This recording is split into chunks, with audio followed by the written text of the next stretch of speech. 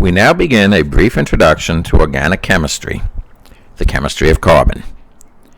It is important to remember the basics. For example, carbon has an electron configuration of helium 2s2, 2p2, meaning it has 4 valence electrons and will always form 4 bonds. As you recall from your investigation of Lewis structures, carbon can hybridize. An sp3 hybrid carbon will form 4 single bonds. An sp2 hybrid carbon will form 1 double bond and 2 single bonds. And an sp hybridized carbon will form 1 triple bond and 1 single bond. So the purpose of this brief overview is as follows. You will learn in detail how to name organic compounds. But through the naming, one can see what the function of each compound is, and therefore determine its reactivity.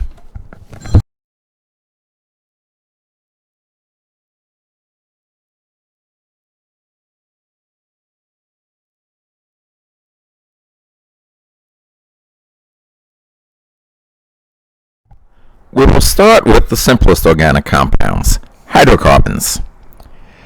Compounds of hydrogen and carbon only. Among these, you have first of all alkanes, which are composed of all sp3 hybrid carbons, meaning they are all single bonds. In order to name a hydrocarbon, you first have to look at the longest continuous carbon chain. Compounds with 1 to 4 carbons have common names. The CH4 molecule is called methane. The C2H6 molecule, ethane. The C3H8 molecule, propane. And the C4H10 molecule, butane. The common names are held because these compounds were in use long before the naming protocols came into effect.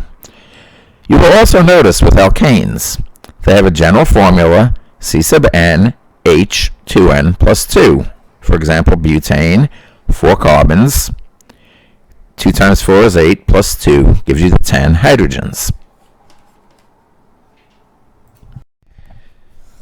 So continuing with alkanes, the most important thing to remember is you start by naming the longest continuous carbon chain. As seen, carbons 1 through 4 have common names. If the chain has 5 or more carbons, the Greek prefix for the number of carbons is added to the suffix -ane. So for example, the compound C5H12, as seen here. 5 carbons is penta, so this becomes pentane. You may note that drawing out all the carbons and all the hydrogens, even with only 5 carbons, can be tedious. There is a simpler way of doing this with line drawings. You start by realizing hydrocarbons contain, by definition, carbon and hydrogen. So then, why show them? Just have a series of continuous lines to show the carbon-carbon bond, where each node is a carbon, and each of those carbons is sp3 hybridized, so the hydrogens are also not showing.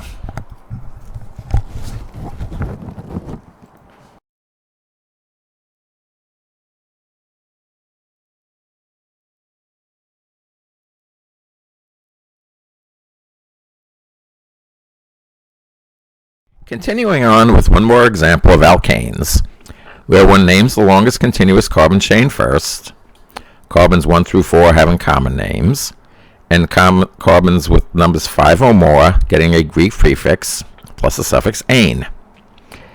Here you see the compound C8H18, where there are 8 nodes. So there are 8 carbons. The number 8 in Greek is octa, so this compound is octane. However, you now see 2 other compounds. If you look carefully, you will see that each of these compounds also has 8 carbons and 18 hydrogens. They do not look the same as octane, so they cannot be the same compound. They are examples of what are called structural isomers, compounds with the same formula but different structures. They are essentially coincidences, like two people having the same last name. They are completely different compounds. And they are examples of another type of organic compound called a branched hydrocarbon.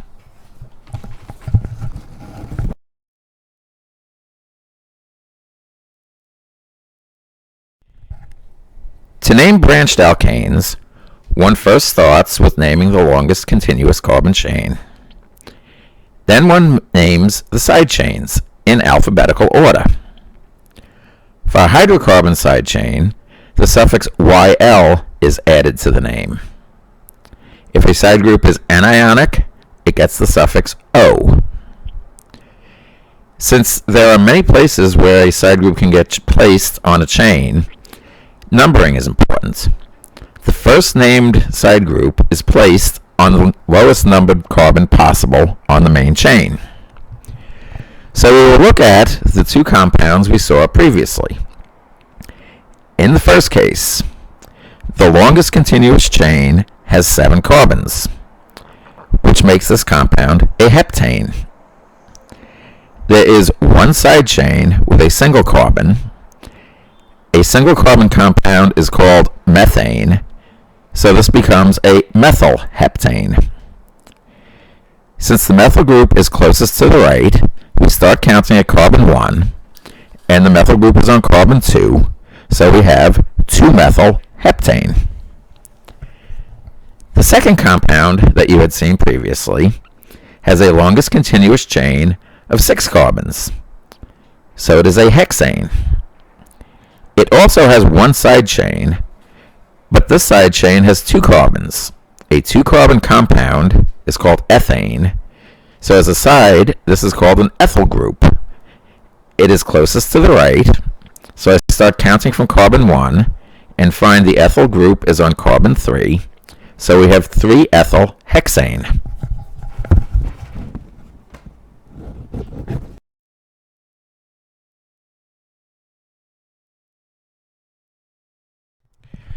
We will now look at one more example of naming a branched hydrocarbon, where as usual, we start by naming the longest continuous carbon chain, and then name the side chains in alphabetical order, with a hydrocarbon side chain getting the suffix YL, anionic side groups getting the suffix O, and the first named side group being placed on the lowest possible carbon on the main chain. Here's an example. As you can see, the longest continuous chain is 8 carbons, which makes this compound an octane. There are also 4 side groups, 2 identical methyl groups, a chlorine, which becomes chloro because of the -1 charge, and a 2-carbon ethyl group. So, this would be a methyl-methyl octane. However, the 2 identical groups can simply be called dimethyl. So you have a dimethyl octane. The first named alphabetically, chlorine, is closest to the right, so that's where we start counting from, and the compound becomes 3-chloro, 4-ethyl, 7,7-dimethyl octane, with the 7,7 on the dimethyl being placed because each named compound, or each named side group, needs a named position. So 2 methyl groups merit 2 numbers, even though they are on the same carbon. So we have seen in naming alkanes that one has to name the longest continuous chain first, and then name the side chains in alphabetical order. Since carbon can form 4 bonds, as the molecule gets longer, many configurations are available, including a completely closed ring. A ring is counted as a continuous chain and gets the prefix cyclo. Side groups are still named in alphabetical order, but since numbering is arbitrary on a ring, the first named side group occupies carbon 1. Direction is also arbitrary on a ring, Whether one counts clockwise or counterclockwise depends on the shortest distance to the second named group. So, as an example, here's a compound. In this compound, the longest continuous chain is the 5-carbon ring. So it becomes a cyclopentane.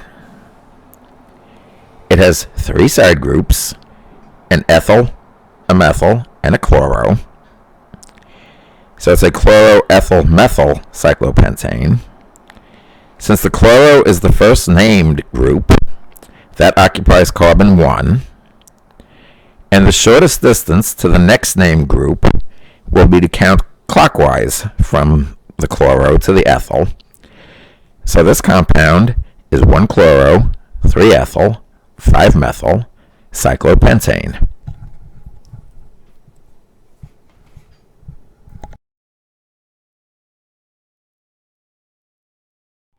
So for hydrocarbons, compounds of carbon and hydrogen only, we have seen how to name alkanes, where all the carbons have single bonds and are sp3 hybridized. Next, there is a class of compound called alkenes, which have at least 2 sp2 hybrid carbons, in other words, 1 carbon-carbon double bond. These compounds get the suffix -ene, and the double bond starts on the lowest possible carbon.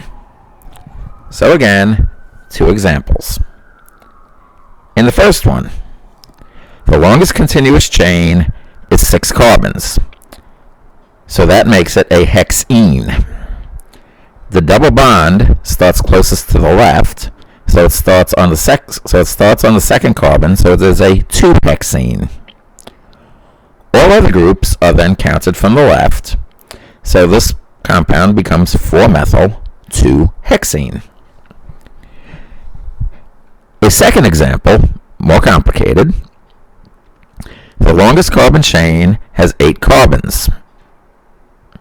However, it has 2 carbon-carbon bonds, so instead of octene, it is an octadiene. And the first double bond starts closest to the right, so that's where we number from. So it is 2,4-octadiene, and all the other groups are counted from the right. So this compound becomes 7-chloro 2,4-octadiene.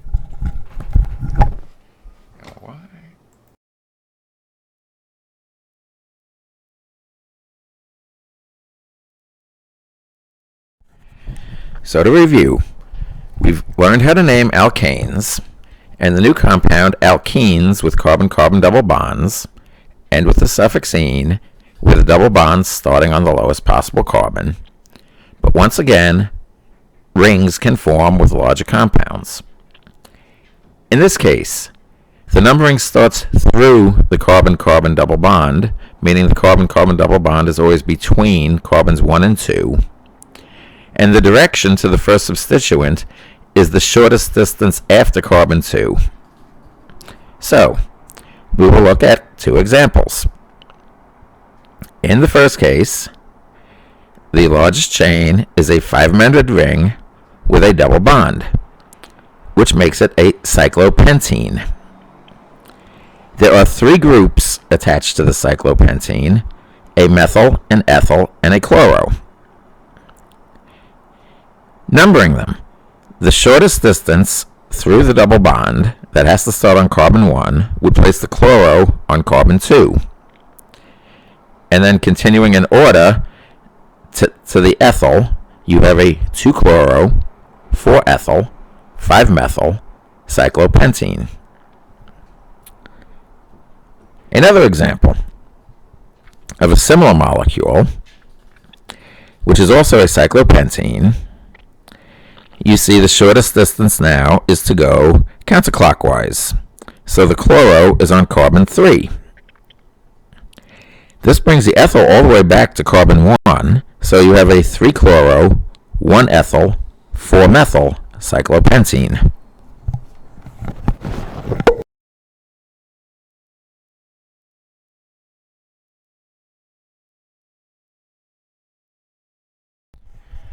We will now look at a special case for cyclic alkenes.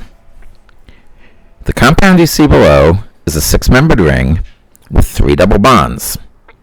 This would make it 1,3,5-cyclohexatriene. However, this is not the only way to draw that compound. In the second view, you would also have 1,3,5-cyclohexatriene. So the question is, which is correct? As you may recall from your study of Lewis structures, the truth is in the middle. The two forms actually exist in resonance and form a particularly important compound commonly called benzene, which is usually denoted by a hexagon with a circle in it to show the conjugating double bonds. In naming benzene compounds, you are given the choice of, as usual, what chain is the longest. If n equals 6 is the longest chain, you have a substituted benzene. So the following compound would be chloro 3-methyl benzene. However, if the longest chain is longer than 6 carbons, a benzene as a side group is called a phenyl group.